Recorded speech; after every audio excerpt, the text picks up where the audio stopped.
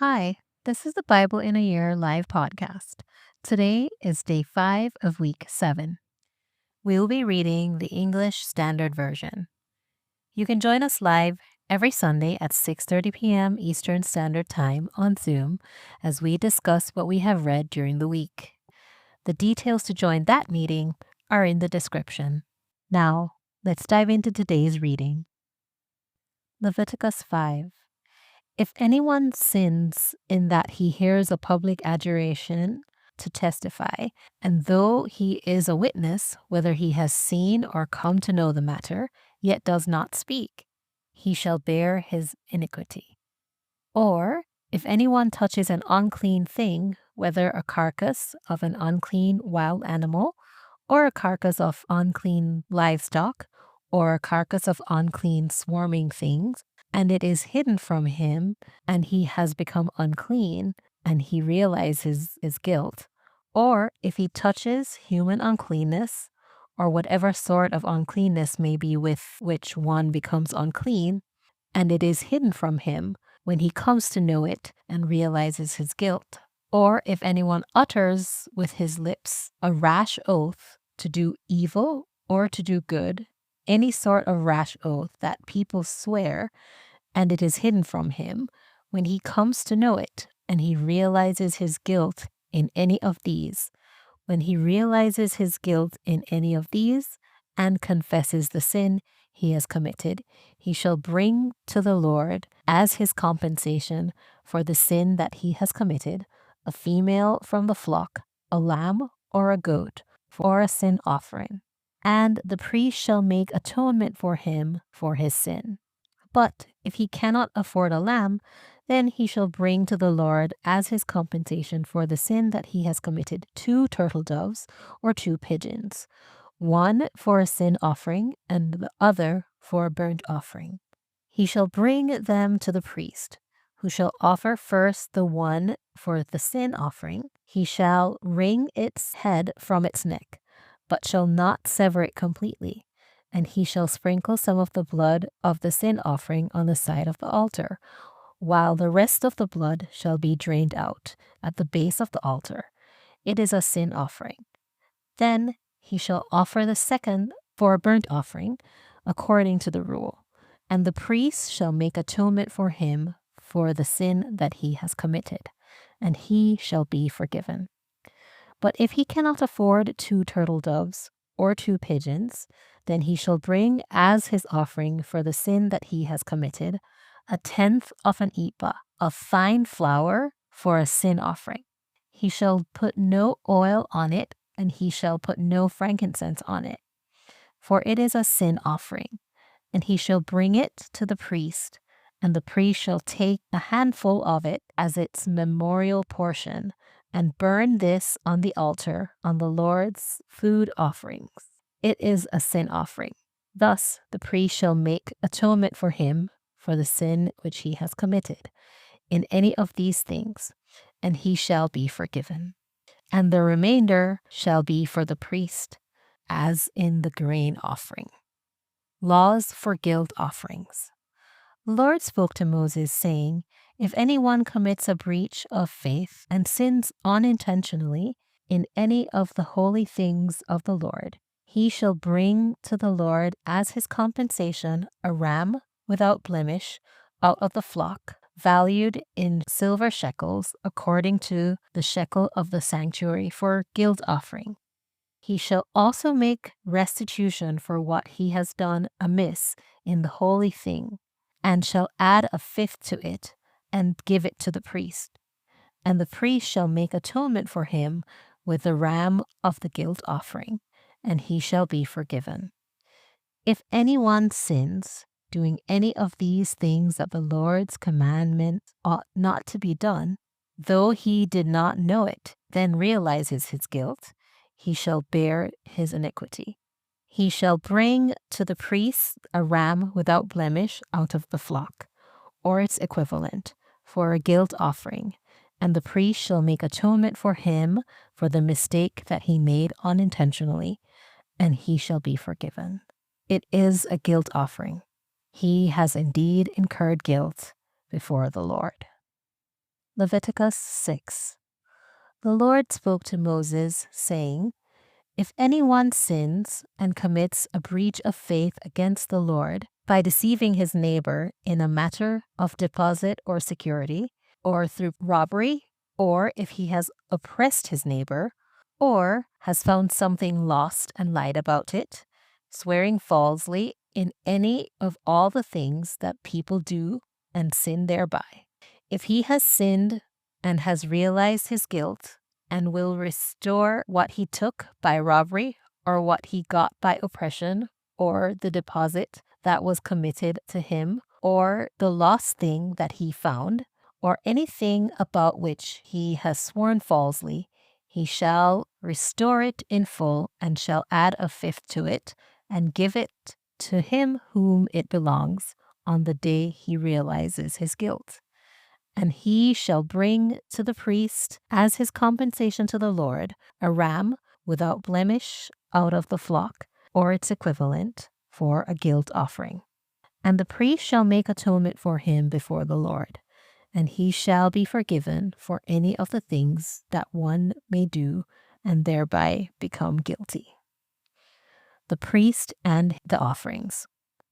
The Lord spoke to Moses, saying, "Command Aaron and his sons, saying, This is the law of the burnt offering. The burnt offering shall be on the hearth, on the altar, all night until morning. And the fire of the altar shall be kept burning on it. And the priest shall put on his linen garment, and put his linen undergarment on his body. And he shall take up the ashes to which the fire has reduced the burnt offering on the altar, and put them beside the altar. Then he shall take off his garments and put on the other garments and carry the ash outside the camp to a clean place. The fire on the altar shall be kept burning on it. It shall not go out. The priest shall burn wood on it every morning, and he shall arrange the burnt offering on it, and shall burn on it the fat of peace offerings. Fire shall be kept burning on the altar continually. It shall not go out. And this is the law of the grain offering. The sons of Aaron shall offer it before the Lord in front of the altar. And one shall take from it a handful of the fine flour of the grain offerings and its oil and all the frankincense that is on the grain offering, and burn this as its memorial portion on the altar, a pleasing aroma to the Lord. And the rest of it Aaron and his sons shall eat. It shall be eaten unleavened in a holy place. In the court of the tent of meeting they shall eat it. It shall not be baked with leaven. I have given it as their portion of my food offerings. It is a thing most holy, like the sin offering and the guilt offering.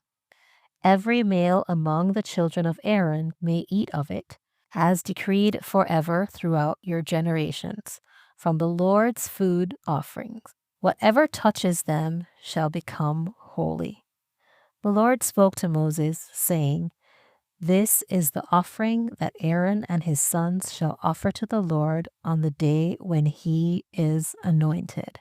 1/10 of an ephah of fine flour as a regular grain offering, half of it in the morning and half in the evening. It shall be made with oil on a griddle. You shall bring it well mixed in baked pieces like a grain offering, or offer it for a pleasing aroma to the Lord. The priests from among Aaron's sons, who is anointed to succeed him, shall offer it to the Lord as decreed forever. The whole of it shall be burnt. Every grain offering of a priest shall be wholly burned. It shall not be eaten. The Lord spoke to Moses, saying, Speak to Aaron and his sons, saying, This is the law of the sin offering. In the place where the burnt offering is killed, shall the sin offering be killed before the Lord. It is most holy. The priest who offers it for sin shall eat it. In a holy place it shall be eaten, in the court of the tent of meeting. Whatever touches its flesh shall be holy, And when any of its blood is splashed on a garment, you shall wash that on which it was splashed in a holy place. And the earthenware vessel in which it is boiled shall be broken. But if it is boiled in a bronze vessel, that shall be scoured and rinsed in water. Every male among the priests may eat of it. It is most holy. But no sin offering shall be eaten from which any blood is brought into the tent of meeting to make atonement in the holy place. It shall be burnt up with fire. Leviticus 7. This is the law of the guilt offering. It is most holy. In the place where they kill the burnt offering, they shall kill the guilt offering, and its blood shall be thrown against the sides of the altar. And all its fat shall be offered, the fat tail, the fat that covers the entrails, the 2 kidneys, with the fat that is on them, and the loins, and the long lobe of the liver that he shall remove with the kidneys. The priest shall burn them on the altar as a food offering to the Lord. It is a guilt offering. Every male among the priests may eat of it. It shall be eaten in a holy place. It is most holy. The guilt offering is just like the sin offering. There is one law for them. The priest who makes atonement with it shall have it. And the priest who offers any man's burnt offering shall have for himself the skin of the burnt offering that he has offered. And every grain offering baked in the oven, and all that is prepared on a pan or a griddle, shall belong to the priest who offers it. And every grain offering mixed with oil or dry shall be shared equally among all the sons of Aaron. And this is the law of the sacrifice of peace offerings that one may offer to the Lord. If he offers it for a thanksgiving, then he shall offer with the thanksgiving sacrifice unleavened loaves mixed with oil, unleavened wafers smeared with oil, and loaves of fine flour well mixed with oil. With the sacrifices of his peace offerings for thanksgiving, he shall bring his offering with loaves of unleavened bread. And from it he shall offer 1 loaf from each offering as a gift to the Lord. It shall belong to the priest who throws the blood of the peace offerings, and the flesh of the sacrifice of his peace offerings for thanksgiving shall be eaten on the day of his offering. He shall not leave any of it until the morning. But if the sacrifice of his offering is a vow offering or a free will offering, it shall be eaten on the day that he offers his sacrifice, and on the next day what remains of it shall be eaten. But what remains of the flesh of the sacrifice on the 3rd day shall be burnt up with fire. If any of the flesh of the sacrifice of his peace offering is eaten on the 3rd day, he who offers it shall not be accepted, neither shall it be credited to him. It is tainted, and he who eats of it shall bear his iniquity. Flesh that touches any unclean thing shall not be eaten. It shall be burnt up with fire. All who are clean may eat flesh, but the person who eats of the flesh of the sacrifice of the Lord's peace offerings, while an uncleanness is on him, that person shall be cut off from his people. And if anyone touches an unclean thing, whether human uncleanness or an unclean beast or any unclean detestable creature, and then eats some flesh from the sacrifice of the Lord's peace offering, that person shall be cut off from his people. The Lord spoke to Moses, saying, Speak to the people of Israel, saying, You shall eat no fat of ox or sheep or goat, the fat of an animal that dies of itself, and the fat of one that is torn by beasts may be put to any other use, but on no account shall you eat it. For every person who eats of the fat of an animal of which a food offering may be made to the Lord shall be cut off from his people. Moreover, you shall eat no blood whatever, whether of fowl or of animal, in any of your dwelling places. Whoever eats any blood, that person shall be cut off from his people. The Lord spoke to Moses, saying, Speak to the people of Israel, saying, Whoever offers the sacrifice of his peace offerings to the Lord shall bring his offering to the Lord from the sacrifices of his peace offerings. His own hands shall bring the Lord's food offerings. He shall bring the fat that the breasts may be waved as a wave offering before the Lord. The priest shall burn the fat on the altar, but the breast shall be for Aaron and his sons. And the right thigh you shall give to the priests as a contribution from the sacrifice of your peace offerings. Whoever among the sons of Aaron offers the blood of the peace offering, and the fat shall have the right thigh for a portion. For the breast that is waved and the thigh that is contributed, I have taken from the people of Israel out of the sacrifices of their peace offerings, and I have given them to Aaron, the priest, and his sons as a perpetual due from the people of Israel. This is the portion of Aaron and his sons from the Lord's food offerings, from the day they were presented to serve as priests of the Lord. The Lord commanded this to be given them by the people of Israel from the day that he anointed them. It is a perpetual due throughout their generations.